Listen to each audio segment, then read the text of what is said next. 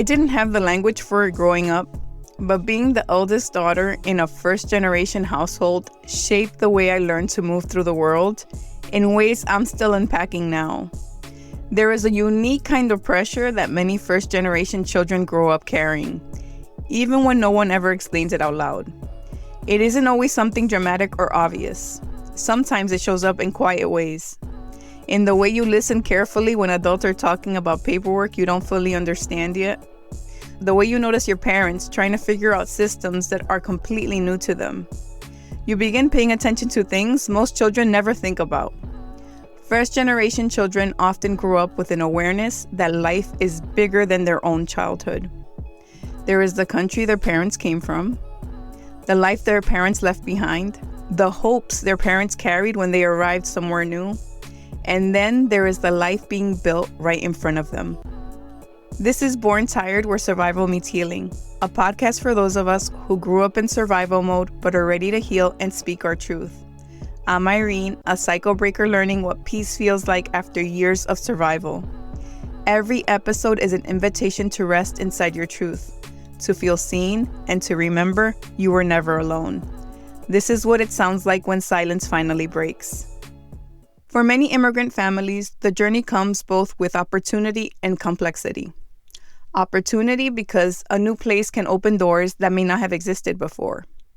Complexity because building a life somewhere new means learning how to navigate systems, languages, and expectations that may feel unfamiliar or confusing. And when parents are trying to figure those things out, children often start figuring them out too. Sometimes without realizing that the roles they're stepping into are unusual for their age. They learn how to move between cultures that operate according to very different rules. You start noticing things other people don't. You learn how to adjust depending on the room you're in. And you develop a kind of adaptability that can become a strength later in life. But growing up first generation can also create moments where belonging feels complicated. Moments when you're reminded that identity is not always simple. Where you can feel connected to more than one place, but never fully claimed by one. Many people who grew up first generation learn how to navigate that complexity quietly. They move forward, work hard, and build lives. But behind their resilience is often a childhood filled with small experiences that shaped how they understand responsibility, identity, and belonging. When people talk about the first generation experience, they often describe it in broad terms: opportunity, sacrifice, the immigrant dream. But the reality of growing up first generation is often shaped by small, everyday moments. Things that seem minor at the time, family conversations, responsibilities you take on without realizing how unusual they are for a child. When I look back at my own childhood, there are certain details that say a lot about the pressure many immigrant families carried to blend in and survive. One of those details was something as simple as our names. None of the first generation kids in my family have a middle name. Not one of us. When I asked my father about it growing up, his explanation was simple. Americans don't have 100 names. In his mind, removing the middle name was practical. It was a way of sounding more American and assimilating. A way to make sure our names didn't immediately mark us as different. No one framed that as shame, but the message was clear. The less visibly other you appeared, the easier life might be. Years later, when my own children were born, my husband and I gave each of our children a middle name. It felt natural to me. I remember telling my father what we had named our firstborn. His reaction was immediate. "Why would you do that?" he asked. Now people will know he's Hispanic, and I remember thinking, people were going to know anyway. Their names weren't the thing revealing our identity. Our faces carried our history. But names were only a small piece of the first generation experience. Because for many of us, blending in wasn't just about how we sounded. It was also about the roles we stepped into very early. Being first generation often means growing up between two worlds. At home, you're the child of immigrants. Outside, you're expected to function inside a system your parents are still learning themselves. And if you're the eldest daughter, that responsibility can begin very early. You don't have an older sibling to learn from. No one's showing you how to navigate school or how to ask for help or how the world outside your home works. You're learning everything in real time, while also being expected to understand it quickly. Homework wasn't just about homework. It was about figuring things out on your own, and then later helping someone else with it. Learning how systems work, and then becoming the one your younger siblings turn to when they don't understand something. You become the reference point, the one who goes first, who makes the mistakes, and then quietly carries the responsibility of getting it right the next time. And a lot of that happens without anyone sitting you down and explaining it. It just becomes the role you step into. You learn how to figure things out before anyone has to ask. And in many ways, that creates strength. But it also creates a kind of parentification that can be hard to recognize when you're in it. Because you're still a child, but parts of you are already operating like an adult. You're holding responsibility, navigating things on your own, and at the same time, still needing guidance that isn't always there. You become both the one who needs support and the one who is expected to give it. And that dynamic doesn't just disappear with time. It shapes how you show up later in life, how natural it feels to figure things out on your own, how quickly you step in for others, and how unfamiliar it can feel to be the one receiving help instead. I translated phone calls, helped fill out forms. I navigated paperwork that even many adults find confusing. Things most children never think about became part of my responsibilities. It was framed as helping the family, and I didn't resent helping. But when a child spends years managing adult responsibilities, the nervous system learns something very specific. You stay alert, responsible. Relaxing doesn't come naturally when your brain learned early that you had to help hold things together. There is also a strange in-between space that many first-generation kids grow up in. The feeling of existing between identities.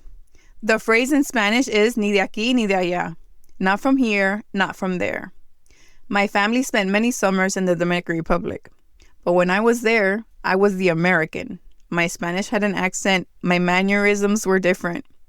But in the United States, I also encountered moments where my belonging was questioned, where your presence reminds others that identity in this country is still often filtered through assumptions about language, appearance, or heritage. Living in the in-between space can create a strange tension. You learn to adapt, to read environments quickly, and to shift parts of yourself depending on the room that you're in. When I joined the Navy, people would often ask me where I was from, and I would answer honestly and say New Jersey. And the response was almost always the same. No, where are you really from? I understood what they were asking. They were asking about my ethnicity, my background, but no one was asking my white shipmates where they were really from.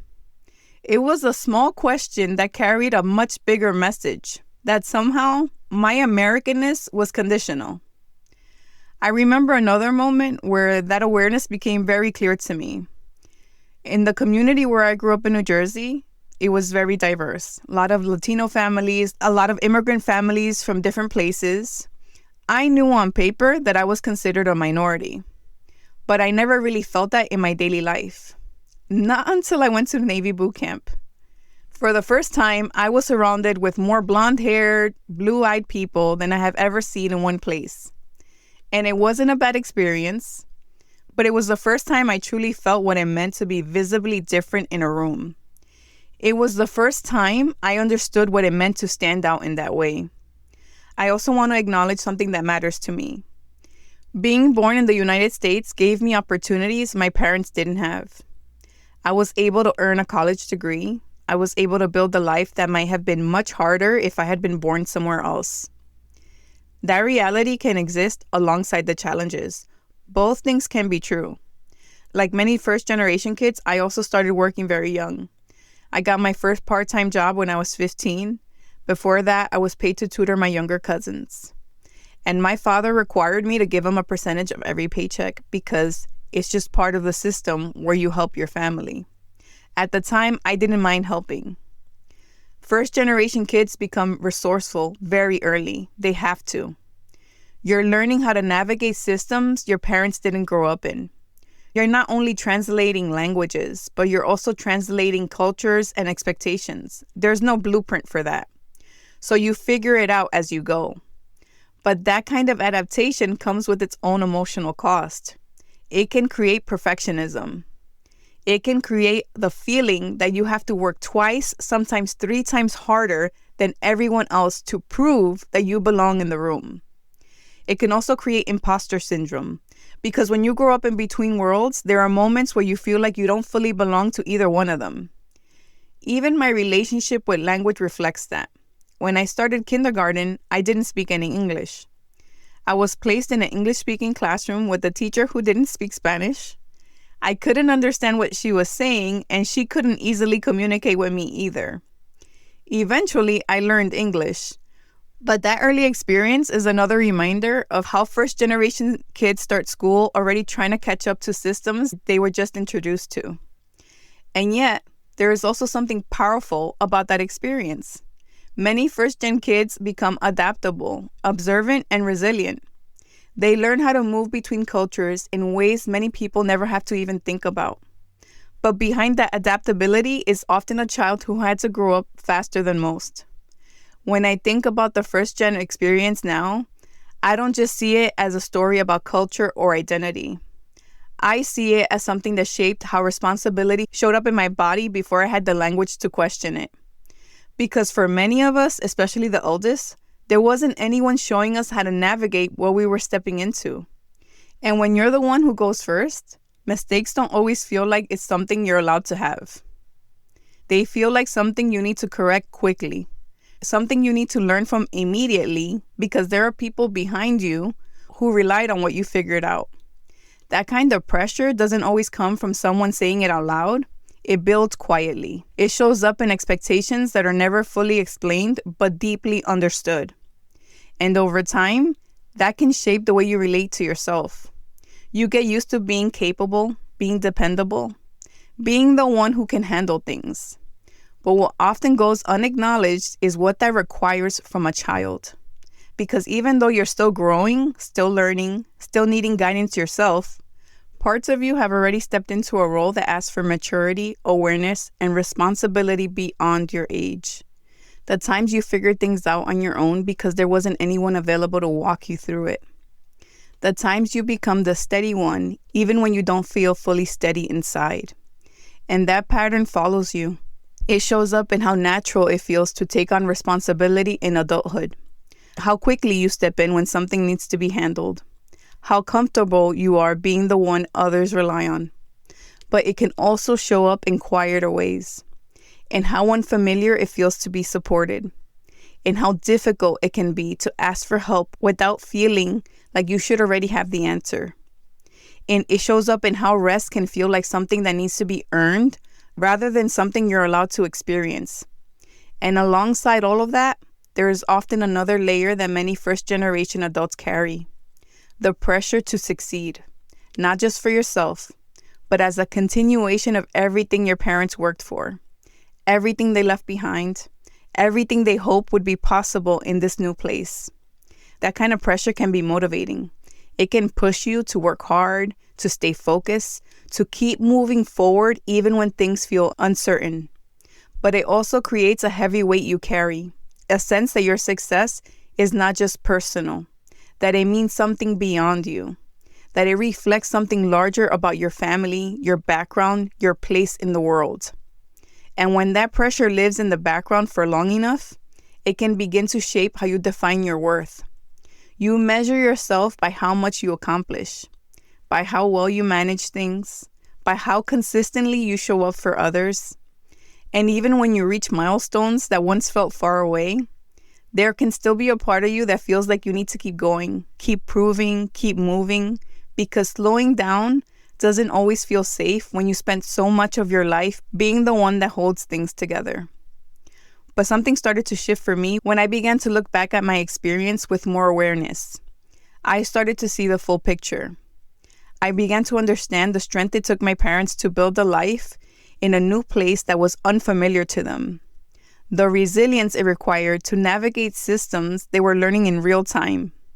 And at the same time, I began to recognize the weight that I carried. The responsibilities that showed up early. The roles I stepped into without being asked. The ways I learned to be both a child and a support system at the same time. Both of those truths can exist together. Respect for where you come from and compassion for what you carried. Because the reality is, many first-generation children were navigating complexity before they had the space to fully understand it. And now as adults, there's an opportunity to relate to that experience differently. To recognize that the roles you stepped into were part of your environment, not the limit of who you are. To understand that being capable doesn't mean you always have to carry everything on your own. To allow space for support, for rest, or moments when you're not the one holding it all together. And maybe that is where a different kind of strength begins. Not in how much you can manage or how much you could carry, but for your ability to create space for yourself in ways that didn't exist before. To still honor your story, your family, and everything that brought you here, while also allowing yourself to live in a way that feels more balanced, more supported, and more fully your own. Because the first generation experience doesn't end in childhood. It continues to evolve. And part of that evolution is learning that you're allowed to step out of survival and into something that includes you too. As I sit with this now, I think one of the hardest parts of the first generation experience is learning how to hold gratitude and grief in the same place. Gratitude for the doors that opened, for the chances our parents may not have had, for the courage it took for them to begin again in a strange land, and grief for the parts of childhood that became complicated because of it. The moments where you had to understand too much too soon. The moments where you were still learning who you were while also trying to help everyone else find their way.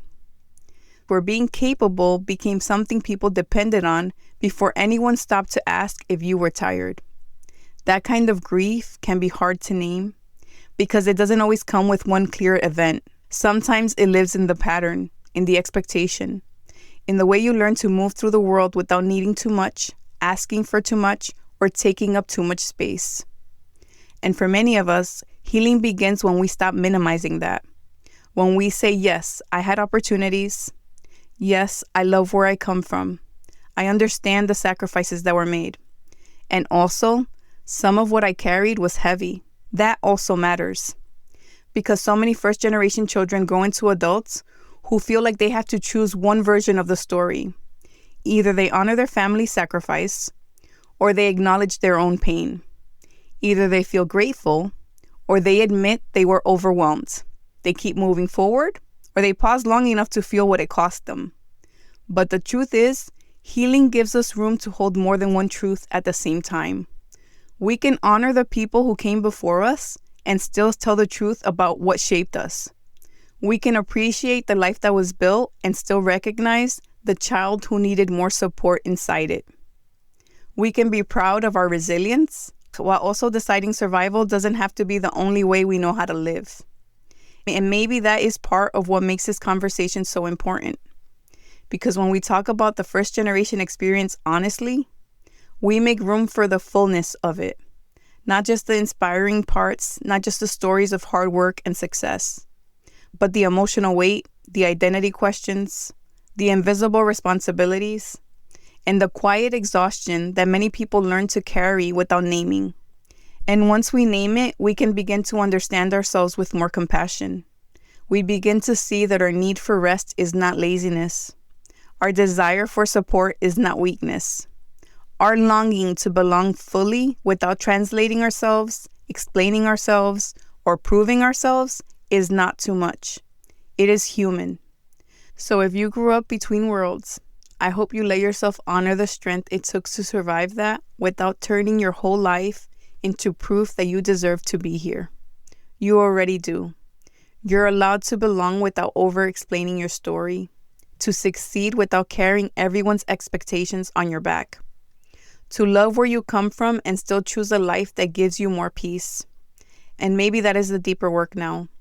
Learning how to carry our story without being crushed by it, to honor our families without disappearing inside their dreams, to build something new where the next version of us gets to breathe a little easier. If this episode resonated with you, please share it with someone who might need it. and take a moment to leave a review wherever you listen. Your review helps more people find the podcast and reminds others they're not alone. Don't forget to subscribe or follow the show so you never miss an episode. You can also join me on Substack, where I share weekly reflections and gentle reminders to help you feel less alone on your healing journey. You'll find the link in the show notes. If you'd like to connect beyond the podcast, you can find me on Instagram and TikTok at Born Tired Podcast. I'd love to hear what resonated with you. And if you'd like to support the podcast, there's a link there to buy me a coffee. Thank you for being here, for listening with an open heart. Most of all, remember this: your story matters, your voice matters, and you are not alone.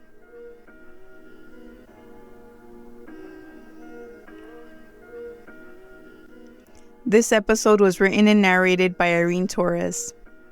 Audio production by Carlos Torres. Original music composed by Carlos Torres.